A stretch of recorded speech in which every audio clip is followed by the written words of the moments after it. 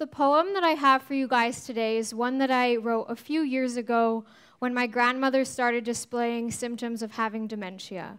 And she started asking questions like, "What will you remember of me?" and "What have you learnt from me?" And I had a really hard time answering these questions.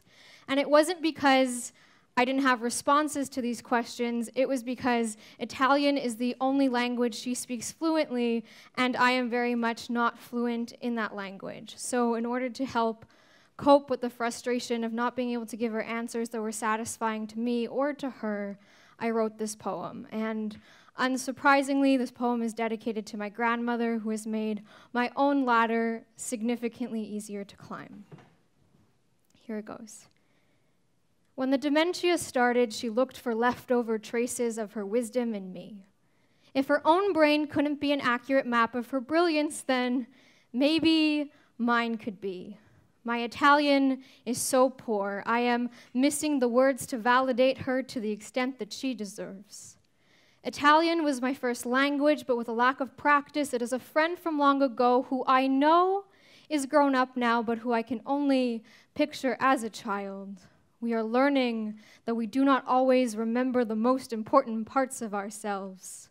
I can imagine that it is a scary thing to redistribute the time capsules of yourself that were hidden in the home you had to sell, the duplex you practiced bravery in for 45 years, hidden under your old bed, on the inside of your kitchen cupboard door, in your garden, in your basement canteen, in the photos in your living room, under multiple layers of white paint and in the hems of your dresses.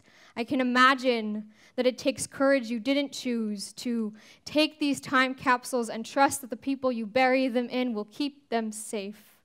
Let this be my attempt at showing you that all you shared is not lost. If I spoke better Italian, I would tell you that I admire your ability to argue and move on, and your capability to distinguish my sister and I over the phone. And I know that creating a hall of fame of things you can no longer do is not going to make me any happier, but you deserve this recognition, so here it goes, an ode to the stellar pizza and pasta your hands and arms and mind no longer have the strength to make. To the memory of the 4 feet of you surrounded by your garden of 6-foot-tall plants, you sticking long sticks into the soil and using string to tie your tomato plants to them so that they could keep standing. You grew things. Our whole family has surpassed you in height, but whether surrounded by your plants, your children, or your grandchildren, your presence has always been the tallest. Something to do with the endless amounts of string you have to mend what is broken, even if it means unstitching old sheets, because given that in your career, working long hours in a factory, you made just $4 per hour, you showed us that if you can't fill your savings account with big bills, you can always fill it with string, with tomatoes grown from your own soil, with prayers. If I spoke better Italian, I would tell you, I know the Italian you speak is slang and that you cut off the last syllable of almost every word, but it still sounds poetic to me. I would tell you that you are the epitome of beauty. I would tell you that as a 3rd-generation Canadian, I'm sorry if many parts of our Italian culture end at me. You, better than anyone, know that it is painful to remember what is already lost. But all those jokes and stories you started telling, whose endings were cliffhangered by your own laughter, well, I have that habit too, and cement cakes masked by a layer of icing and hidden drawings of April Fool's fish are my kind of humor too, and I will learn to preemptively forgive my family members just like you. On your 85th birthday at your new residence, an employee said, "You must have worked hard." "Surely, I worked hard," you said. "Sicuro, ho lavorato forte."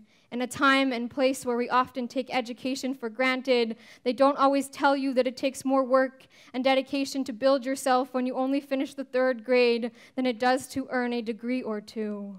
I know that at one point in those few short years in school, you made a small pot out of clay, and when a boy from your rural Italian village on top of a hill loved it so much he asked if he could have it, you gave it to him. When your late husband wanted to move to Montreal to be with his already immigrated family members, you packed with him. When I asked you to make me an apron for a costume for a school project, you cut an old bedsheet and gave up a bit of your string to make me one. In the middle of the table in your old kitchen, in between chicken and potatoes and verdura and lasagna, there is a time capsule with no lid filled with generations of kindness. Like with the meals you served us, second helpings from this box were always encouraged, enforced. Nana, I promise I heard you every time you told me, fai la brave. I promise I will always strive to do what is good. As one of the inheritors of your strength and generosity, I see it as one of my responsibilities to ensure that the time capsule you never hid is always waiting, ready, consistently filling faster than it empties. Thank you.